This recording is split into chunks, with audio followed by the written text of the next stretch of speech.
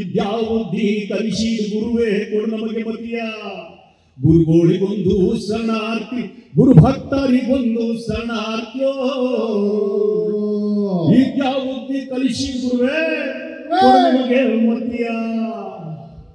ಏನು ಸುಂದರವಾದಂತಹ ಸಂಜೆ, ನಿಜವಾಗ್ಲೂ ಬಹಳ ಖುಷಿಯಾಗುತ್ತೆ. ಇವತ್ತಿನ ದಿನ ಏನಿದೆ ಇದು ಬಹಳ ಬಹಳ ಮುಖ್ಯವಾದಂತಹ ದಿನ. ನಮ್ಮ ಸಂಜು ವೆಡ್ಸ್ ಗೀತ ಭಾಗ 2 ಇದರ ಒಂದು ಸ್ವಿಟ್ಜರ್ಲೆಂಡ್ನ ಶೂಟ್ ಏನು ಮಾಡಿದ್ದೀವಿ, ಅದರ ಜೊತೆಗೆ ಅದರ ಹಾಡೇನಿದೆ ಅದರ ಒಂದು ಝಲಕನ್ನ, ಅದರ ನೆನಪನ್ನ, ಅವರು ಕಳೆದ ದಿನಗಳನ್ನ ನಿಮ್ಮ ಮುಂದೆ ಇಡ್ಲಿಕ್ಕಾಗಿ ಇದೊಂದು ಕಾರ್ಯಕ್ರಮ. ಆದರೆ ಅದರ ಜೊತೆಗೆ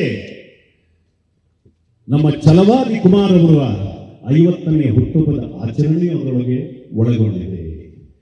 ಬಹಳ ಖುಷಿಯಾಗುತ್ತೆ. ಛಲವಾದಿ ಕುಮಾರ್ ಅವರು ಈ ಚಿತ್ರದ ನಿರ್ಮಾಪಕರು, ಜೊತೆಗೆ ಅವರಿಗೆ ಕೈ ಜೋಡಿಸ್ತಕ್ಕಂಥವರು ಅವರ ಪತ್ನಿಯಾದಂತಹ ಪವಿತ್ರ ಅವರು, ಹಾಗೂ ಅವರ ಮಕ್ಕಳು, ಹಾಗೂ ಅವರ ತಾಯಿ. ಇವರೆಲ್ಲರೂ ಅವರ ತಾಯಿಯ ಆಶೀರ್ವಾದ ಅವ್ರ ಮೇಲೆ ಎಷ್ಟು ಚೆನ್ನಾಗಿದೆ ಅಂದರೆ, ಛಲವಾದಿ ಕುಮಾರ್ ಅವರು ಬೆಳೆದ ರೀತಿನೇ ಆಗಿದೆ. ಎಲ್ಲರೊಂದಿಗೆ ಬೆರೆಯುತ್ತಾ, ಸ್ನೇಹಿತನಾಗ್ತಾ, ಒಬ್ಬ ಒಳ್ಳೆ ವ್ಯವಹಾರಸ್ಥನಾಗ್ತಾ, ಸಮಾಜಮುಖಿಯಾಗ್ತಾ, ಜೊತೆಗೆ ಈಗ ಚಲನಚಿತ್ರ ರಂಗದಲ್ಲಿ ನಿರ್ಮಾಪಕರಾಗ್ತಾ ನಮ್ಮೆಲ್ಲರನ್ನ ಒಟ್ಟುಗೂಡಿಸಿ ಒಂದು ಒಳ್ಳೆ ಸಿನಿಮಾ ಮಾಡ್ಬೇಕು ನಾನು ಅಂತ ಮತ್ತೆ ನಾಗಶೇಖರಿಗೆ ಸಂಜು ವೆಡ್ಸ್ ಗೀತ ಭಾಗ 2 ಅವಕಾಶ ಮಾಡಿಕೊಟ್ಟಿರೋದಿಲ್ಲ. ಅದು ನಿಜವಾಗ್ಲೂ ನಾವು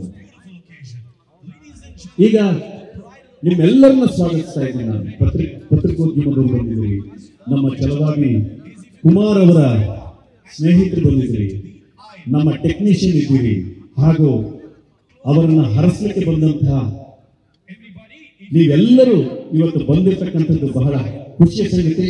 ನಿಮ್ಮೆಲ್ಲರನ್ನು ನಾನು ಸ್ವಾಗತಿಸ್ತಾ ಇದ್ದೇನೆ. ರಂಗಾಯಣ ರಘು ಇದ್ದಾರೆ, ನಮ್ಮ ಶರಣ್ ಅವರಿದ್ದಾರೆ, ನಮ್ಮ ಹೀರೋ ಶ್ರೀನಗರ ಕಿಟ್ಟಿ, ಇನ್ನೇನು ಕೆಲವೇ ಕ್ಷಣಗಳು ನಮ್ಮ ಡಿಂಪಲ್ ರಾಣಿ. ಯಾರಿರ್ಬೋದು? ಯಾರು ಹೇಳ್ಬೋದು ಅವ್ರ ಹೆಸರು? ಓಕೆ, ರಚಿತಾ ರಾಮ್ ಅವರಿದ್ದೀರಿ. ಇವರೆಲ್ಲರೂ ಈಗ ನಮ್ಮೊಳಗೊಳ್ತಾರೆ. ನಾವು ಕಾರ್ಯಕ್ರಮವನ್ನ ಪ್ರಾರಂಭಿಸ್ತೀವಿ. ಈಗ ನನಗೆ ಒಂದು ಮಜವಾದ ವಿಚಾರ ಏನು ಅಂದ್ರೆ, ಸಂಜು ವೆಡ್ಸ್ ಗೀತ ಭಾಗ 2 ಅನ್ನೋದು ಏನಿದೆಯಲ್ಲ, ಇದು ಶುರುವಾಗೋದ್ರಿಂದ ಮುಂಚೆ ಒಂದು ನೆನಪನ್ನ ಹಾಯುವಂಥದ್ದು ನಮ್ಮ ಸಂಜು ವೆಡ್ಸ್ ಗೀತ ಭಾಗ 1.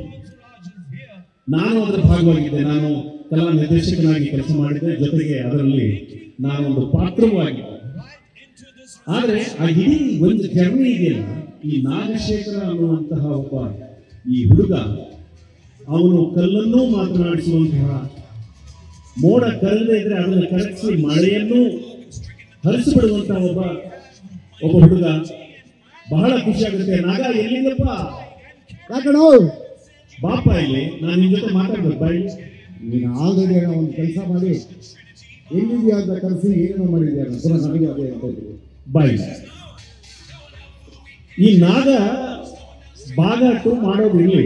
ಭಾಗ 2ಕ್ಕೆ ಭರ್ತಿ ನಿರ್ಮಾಪಕರು ಸಿಕ್ಕಿದ್ದಾರೆ, ಜೊತೆಯಲ್ಲಿ ಶಕ್ತಿ ಕೊಡುವಂಥವರು.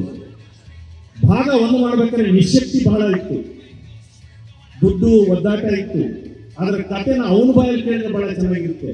ಅವನು ಒಂದು ಇಡೀ ಸಂಜು ವೆಡ್ಸ್ ಗೀತ ನೀನು ಹ್ಯಾಕ್ ಶುರು ಮಾಡಿದೆ ಹೇಳೋದು.